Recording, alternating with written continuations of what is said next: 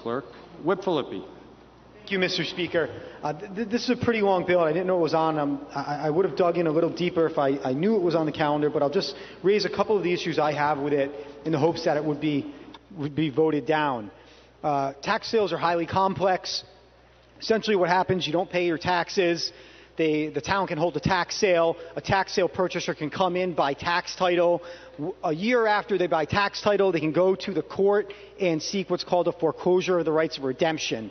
And once the court bangs the gavel, the prior owner is out unless they weren't given proper notice. If a prior owner wasn't given proper notice under the current statutory framework, they have 1 year to come in and say, listen, I wasn't given notice of the foreclosure proceedings, or I wasn't given notice of the tax sale. The court at that point has the power to bang the gavel, undo the whole proceedings. They have 1 year to go to court and say, I wasn't given proper notice. On page 4 of 8, on lines 32 through 33, we're now reducing that 1 year period down to 6 months. So if your property's taken from you and you didn't know anything was happening, you weren't given proper notice, your due process rights weren't complied with, now instead of having 1 year to go to court and say, hey, there's a problem here, you only have 6 months.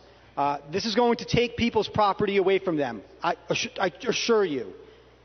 Because this provision is where someone wasn't given proper notice. If they don't have proper notice, they might not even know that their tax title was sold or the rights to redemption under that tax title were foreclosed by the Superior Court. We should be extending this 1 year period, not truncating it.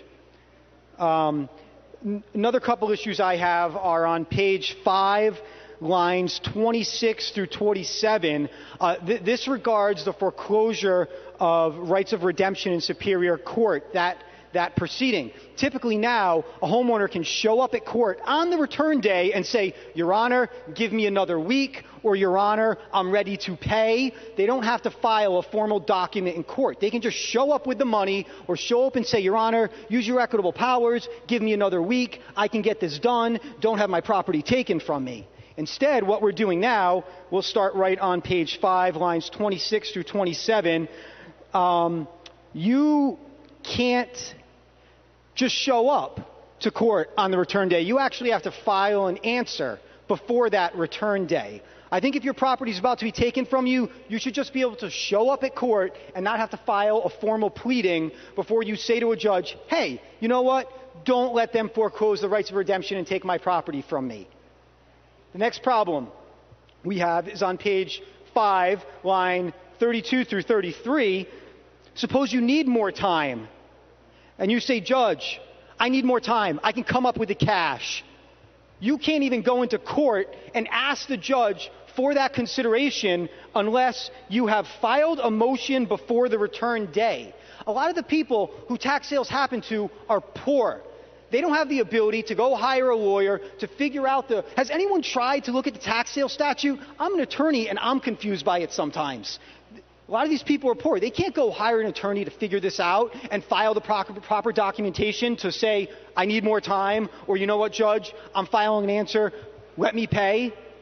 This is going to take people's property, it's going to infringe on property rights, and it's going to be poor people who are affected most by it. This is a bad bill. It should be voted down. It should be dealt with more in committee. All of us will hear about this if we pass this bill. Recommit to judiciary.